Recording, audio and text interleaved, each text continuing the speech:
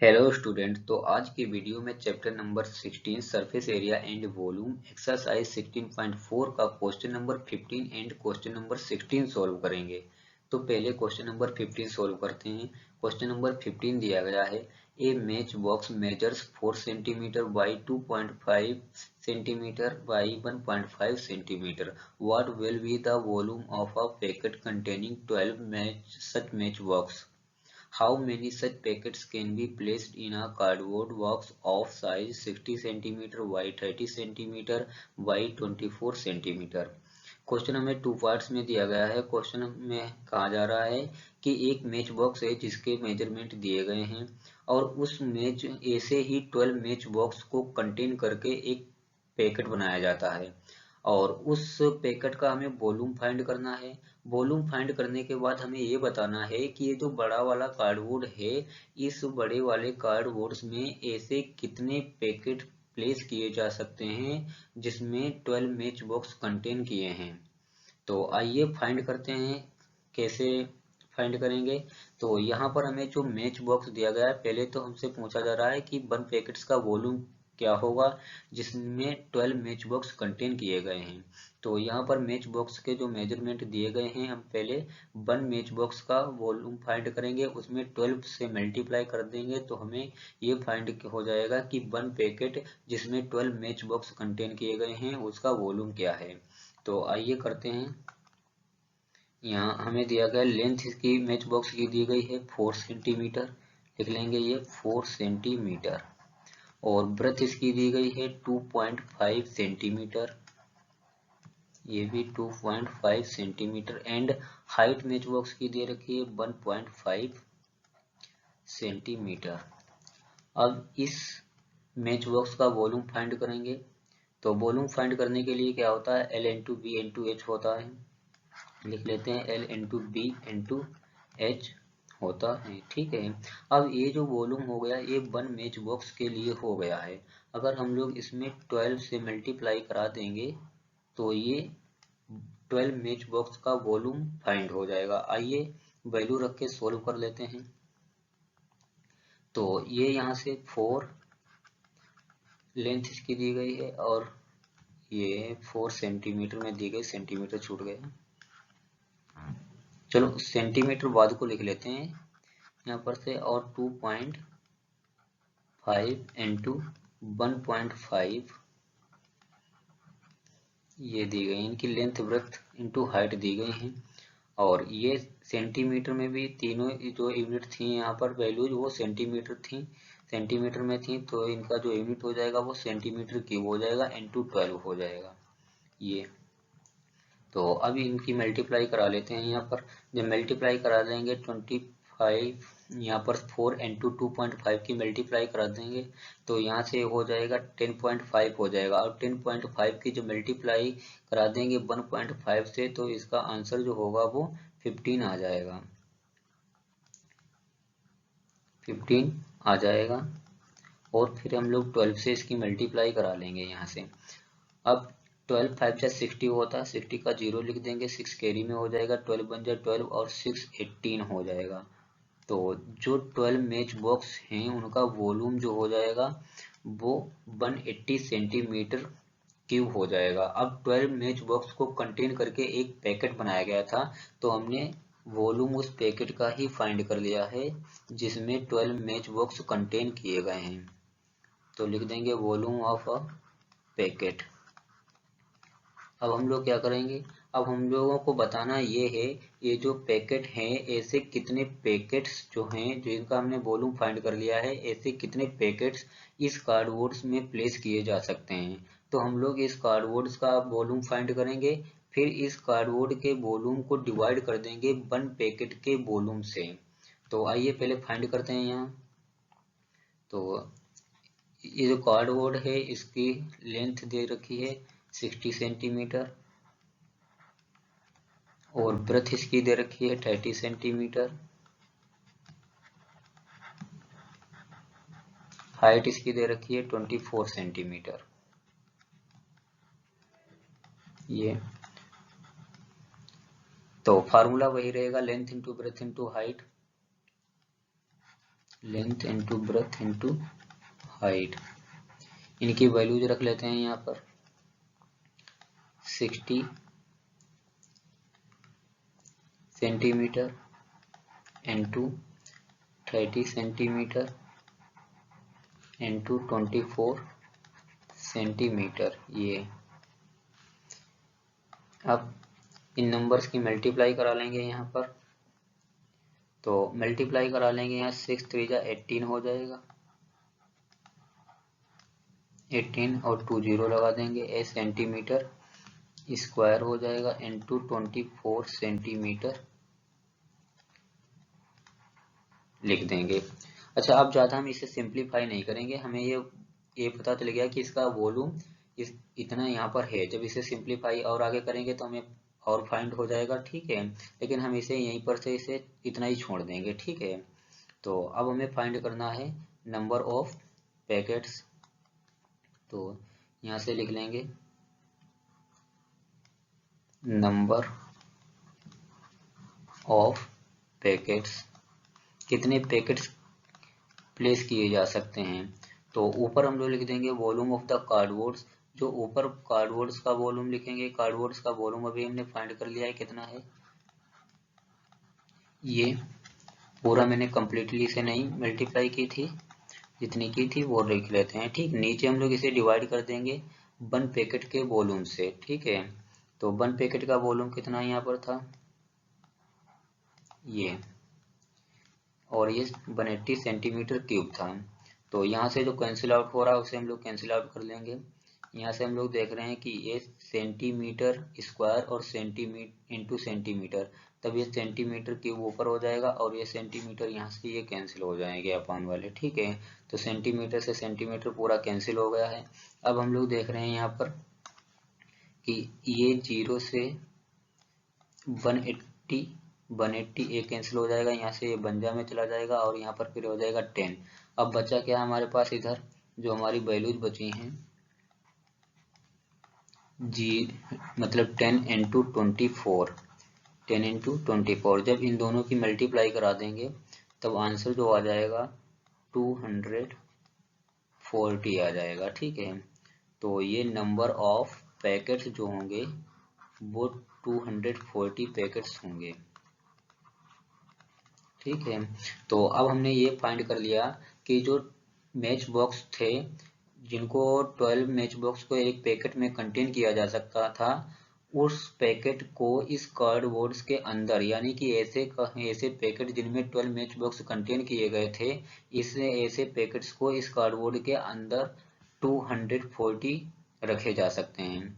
240 packets इस cardboards के अंदर रखे जा सकते हैं। तो ये क्वेश्चन कंप्लीट हो गया है। नेक्स्ट क्वेश्चन करते हैं सॉल्व। तो यहाँ पर यही इसका आंसर है, लिख देते हैं। अब नेक्स्ट क्वेश्चन सॉल्व करेंगे, क्वेश्चन नंबर 16। तो क्वेश्चन नंबर 16 सॉल्व कर लेते हैं। क्वेश्चन नंबर 16 दिया गया है, the dimension of the field are 15 metre by 12 metre, a pit 8 metre long 2.5 metre wide and 2 metre deep is dug in one corner of the field and earth removed is evenly spread over the remaining area of the field, calculate by how much is the level of the earth raised. तो question में हमें एक field दी गई है जिसकी length 15 metre है और breath 12 metre है, और कहा जा रहा है क्वेश्चन में कि इस फील्ड के वन कॉर्नर पर एक पिट बनाया गया है, मतलब एक गड्ढा बनाया गया है, जिसकी लेंथ 8 मीटर है और ब्रेथ 2.5 मीटर है एंड डीप उसकी 2 मीटर है। अब हमसे बताया जा रहा है कि इस गड्ढे को बनाने में यहाँ से जो भी मिट्टी निकली है वो इस फील्ड पर बिछा दी गई है, जो इसकी रिमेनिंग फील्ड रह गई है गड्ढे की एरिया को छोड़कर। जितनी एरिया में गड्ढा बनाया गया भाई, वहां पर तो मिट्टी बिछाई नहीं जाएगी, ठीक है। अब इस गड्ढे की एरिया को छोड़कर फील्ड की जितनी भी एरिया है उस एरिया पर यहाँ से इस गड्ढे से निकली हुई मिट्टी को बिछा दिया गया है। अब इस मिट्टी के बिछने से इस फील्ड की एरिया का लेवल कुछ उठ गया है, और हमें ये बता देना है कि इस फील्ड का कितना लेवल उठ गया है इस गड्ढे से निकली हुई मिट्टी के बिछाने से। तो हम लोग मान लेते हैं कि इस फील्ड का लेवल जो है वो h हाइट तक उठ गया है, तो हम लोग h कैलकुलेट करेंगे कि इसका लेवल कितना उठा है। तो आइए भाई इसे कैसे करेंगे। तो यहाँ पर हमने क्या, यहाँ पर दिया गया है कि जो ये गड्ढा बनाया गया है इसी के वन कॉर्नर पर बनाया गया है।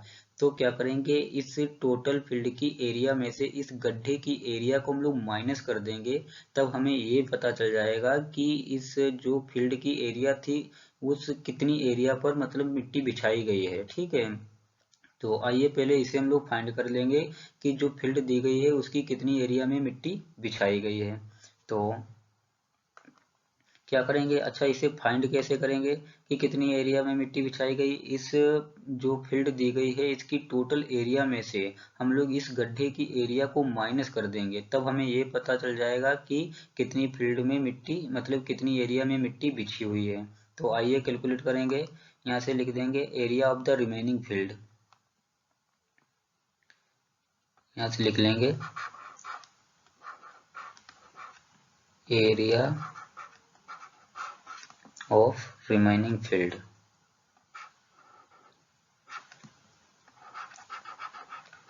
रिमेनिंग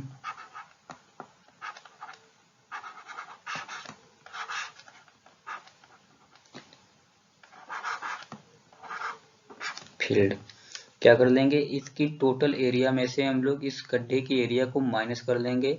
अच्छा देखते हैं यहाँ पर जो इसकी लेंथ दी गई है फील्ड की वो 15 मीटर है, ये नोट डाउन कर लेते हैं। ब्रेथ जो इसकी दी गई है वो 12 मीटर दी गई है फील्ड की। तो और ब्रेथ जो यहाँ पर ये जो गड्ढा बनाया गया है, पिट बनाया गया है, उसकी लेंथ 8 मीटर है, उसे भी लिख देंगे। और ब्रेथ उसकी 2.5 मीटर है। डीप डेट इज उसकी हाइट जो दी गई है वो 2 मीटर दी गई है। अब ये वैल्यू क्या करते हैं, इसकी टोटल एरिया में से गड्ढे के एरिया माइनस करेंगे। तो इसकी फील्ड की लेंथ है वो 15 मीटर है इंटू 12 मीटर, ब्रेथ है मीटर इंटू मीटर स्क्वायर ये हो जाएगा यहाँ। अब गड्ढे की जो लेंथ दी गई है वो 8 मीटर दी गई है पिट की, और ब्रेथ दी गई है 2.5 मीटर, मीटर इंटू मीटर ये मीटर स्क्वायर हो जाएगा। अब इन दोनों 15 इंटू 12 की मल्टीप्लाई करा लेंगे तो यहाँ से 12 5 जा 60 हो जाएगा, और 6 कैरी में आ जाएगा, 12 बन जा 12 और 6 ऐड कर देंगे तो ये 180 मीटर स्क्वायर हो जाएगा। यहाँ से जब इन दोनों की मल्टीप्लाई करा लेंगे 8 5 जा 40 हो जाएगा, और 1 डिजिट के बाद पॉइंट लगा देंगे यहाँ पर से, और 8 2 जा 16 हो जाएगा, 16 में 4 ऐड कर देंगे तो ये 20 हो जाएगा। तो यहाँ से 20 मीटर स्क्वायर ये हो जाएगा इसकी मल्टीप्लाई कराने पर। 180 में से 20 metre minus 20 metre square minus कर देंगे तो यहाँ से 160 मीटर स्क्वायर इसकी रिमेनिंग एरिया आ जाएगी। अब यहाँ से हमने ये पता कर लिया, अब जो ये फील्ड है इसकी 160 मीटर स्क्वायर की एरिया में मिट्टी बिछाई जाएगी, जो कि इस पिट को खोद करके निकाली गई थी। ठीक है, तो अब यहाँ से हम लोग क्या कर लेंगे, देखो अब जो इसके रिमेनिंग फील्ड पर मिट्टी बिछाई जाएगी तो रिमेनिंग फील्ड हमने फाइंड कर ली है। अब जो मिट्टी बिछाने से इसका लेवल जो उठ गया है उसे हमने एचलेट कर लिया है। अब इस फील्ड का जो वॉल्यूम हो जाएगा वो इस गड्ढे की मिट्टी से, इस गड्ढे की मिट्टी के जो निकाली गई है उसके वॉल्यूम के इक्वल में हो जाएगा।